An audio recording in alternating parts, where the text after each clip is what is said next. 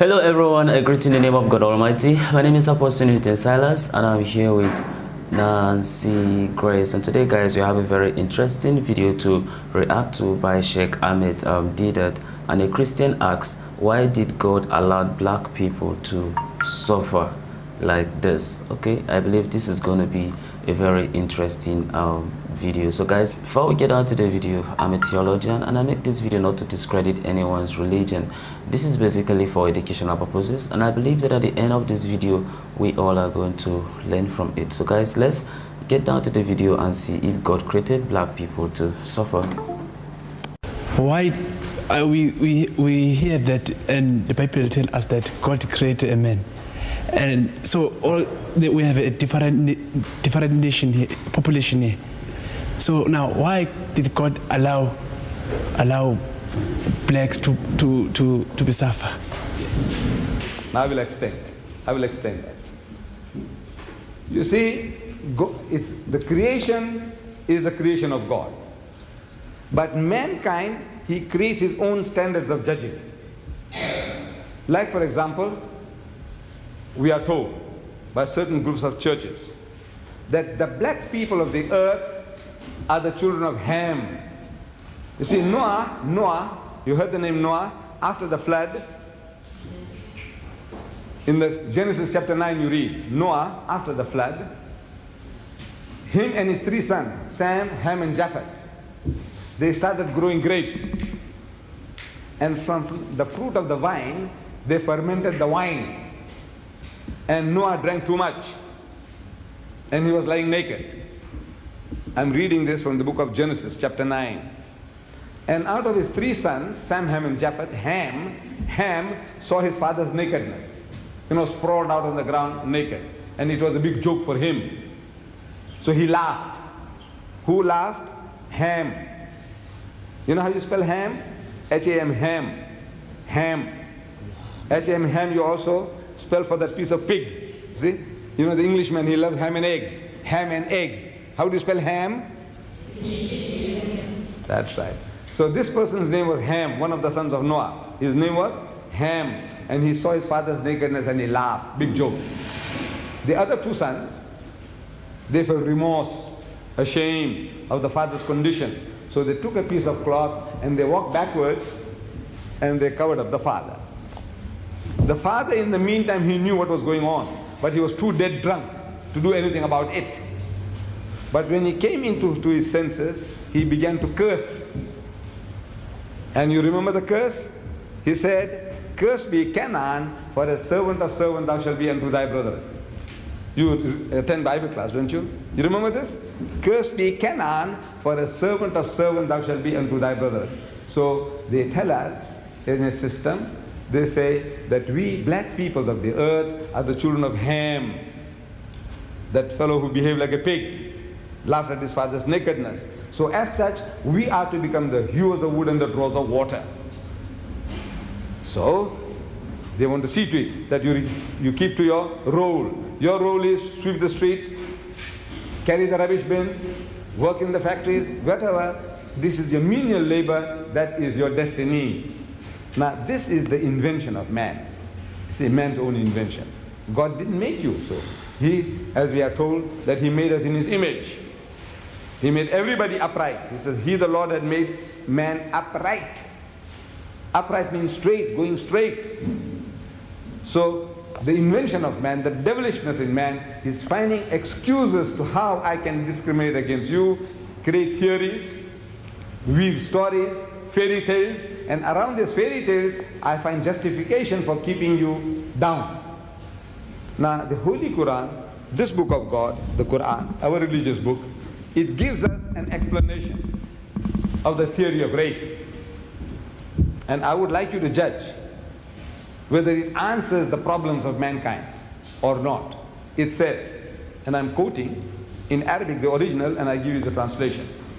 It says, Ya ayyuhan nas, say, oh mankind, the whole of mankind, whether Africans, Indian, Chinese, Eskimo, everybody.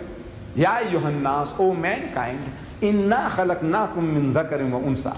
It is we, God Almighty says, we who have created the male and the female. We have created you all of a single pair, a male and a female. وَجَعَلْنَاكُمْ شُعُوبًا وَقَبَائِلًا, and it is we who have made you into nations and tribes. What for? To discriminate against one another? No. It's لِتَعَارَفُوا, that you may recognize one another. This Mr. John is a Zulu, that Mr. John is a Xhosa, that Mr. John is a Swazi, that Mr. John is an Englishman, that Mr. John is a Frenchman, that Mr. John is a German. For the purpose of recognition, he has made you into nations and tribes. But since man has a sickness of wanting to discriminate on false premises, so God Almighty gives us a standard. We all have a tendency to behave like that. All. There is no exception. There is no nation on earth who is an exception to this rule, that everybody wants to create standards of judging other people as inferior to themselves. You said the African just now, and I accept that the African is, in the South African context, he is at the lowest rung of the ladder. Economically, educationally, in the professions, he is at the bottom rung. That we have to agree. But now among the Africans, we have Zulus. I was questioning the students. I says, are you all Zulus? The majority were. Some said no, she is a Xhosa. Somebody said something Chwana. But now the majority of the people that are here in this institute are Zulus. Am I right? Right. Now ask the Zulu. Ask the Zulu, what is Zulu? Izulu. What does it mean? Izulu. The heavens. No?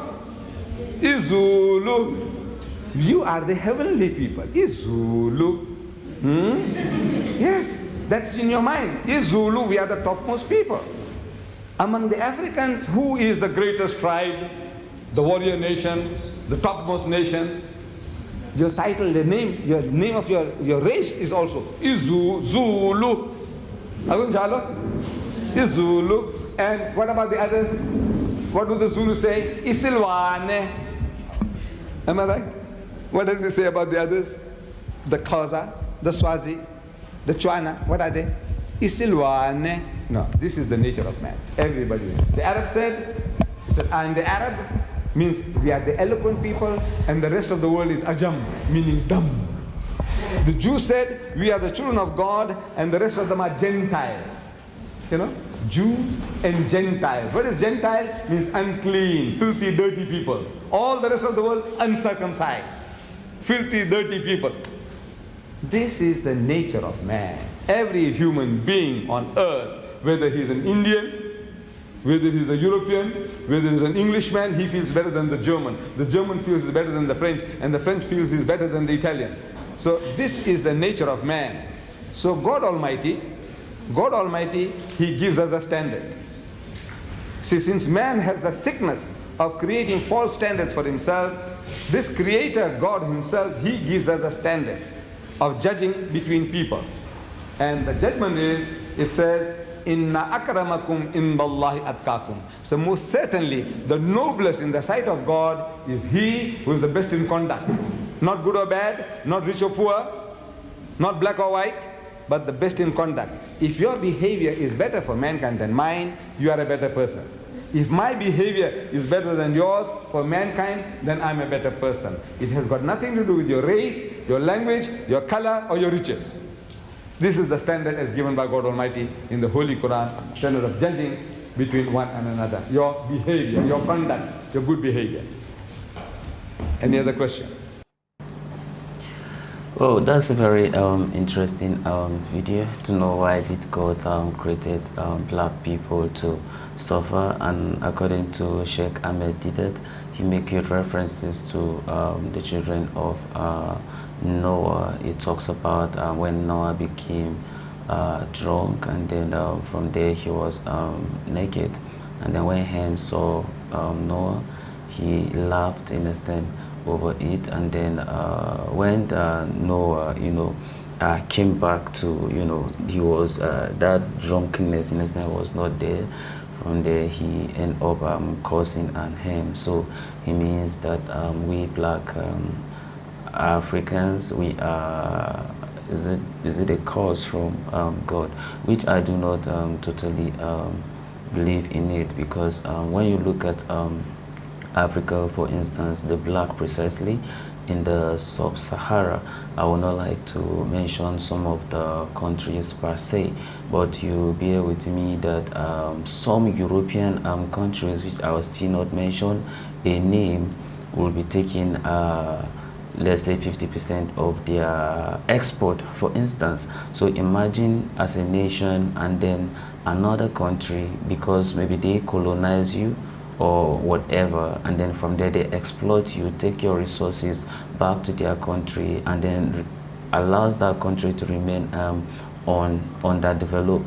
How do you expect that kind of country to flourish? How do you expect that country to experience meaningful development? So you got to realize that it is some of us who are actually problem of ourselves. I could see it that the black people suffer for lack of leadership, and not because the cause of no to him, because when you look at it, it's not even the whole Africans that kind of even believe in existence of God, because most of the Africans, they believe in gods.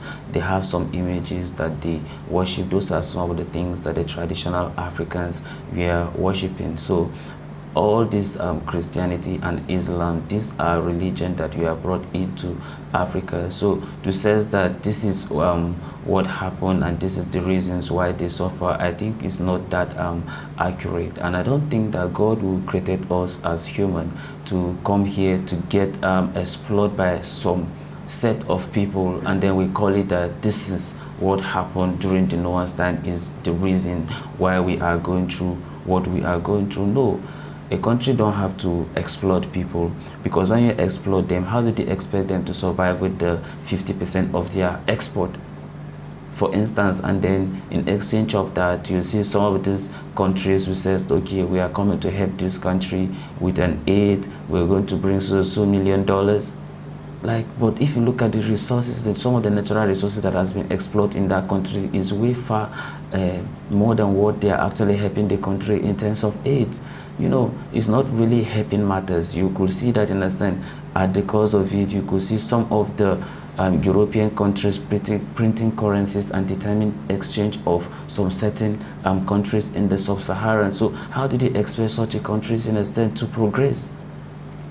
So we don't have to blame that on God and says because of this is what happened. God never created us to suffer. They are just exploiting Africa, and out of lack of leadership, and the little ones that are there, the leaders, they are just as very corrupt, and then taking some of the resources that they're supposed to use to benefit their people, go to the Western countries, invest in it, or put it in their banks, whereas in their country, in a sense, everybody is suffering. So I just see it as lack of leadership, and some of the Western countries, or should I say European countries, they need to just stop exploiting the Africans so that they can be able to experience meaningful development. But then Nancy, let's hear from you. You know, why did God create black Africans to suffer? Very interesting video. Yeah. But I must say that God did not create Africans to suffer. My own opinion that God created us in His own image, like Sheikh Ahmed Deedat said. He did not create us. God have really blessed us. He created us like Him Himself. He created us like Him Himself. He have blessed all nations with a lot of resources. He have blessed individual. He have deposited something in us that when we use it, we will make use of that. We may make use of our gift. So what we need is to go back to God, that He will direct you and I. We can be able to make use of our gifts and be a blessing. So I don't believe in it. This is just my opinion that God have blessed Africans, He have blessed nations.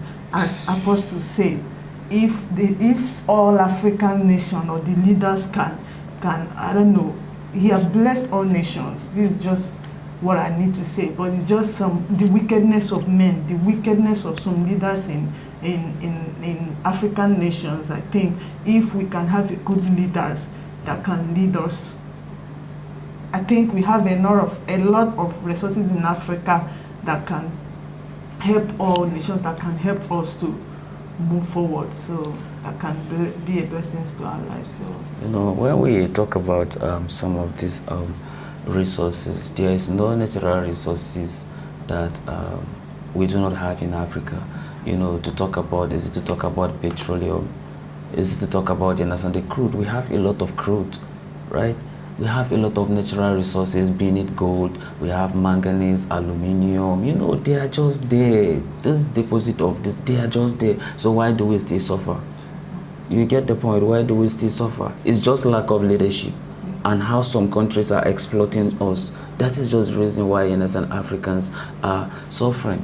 And I believe that this has never been the plans of God. But this is the situation we just find ourselves. But then anyway, we just believe that someday we're going to change the narrative. Of course, we have to stand up and speak for ourselves and says that no, look, this is Africa and this is what Africa is supposed to be known for. People should not look at Africa and see it as a place that is underdeveloped, because out of the shall I say 55 or shall I say 56 countries here in Africa, how many of them are developed? Shall I say 1 or 2? Maybe you just mention South Africa, then which country again? What happened to the rest? They are just there, being underdeveloped. And why are they underdeveloped? Lack of leadership and exploitation from other European or shall I say Western countries, in Africa, with some of their activities and some of the I don't know, shall I say the trade, they are actually doing. It does not favor Africa, and that is why Africans are actually suffering, and not that because of this is what God plans for them. So guys, this is the end of our video. If you like our reaction, you should like, share and subscribe, and if you have any video you want me to react to, don't forget to drop it at the comment section and I'm gonna check it out. So guys, remain blessed.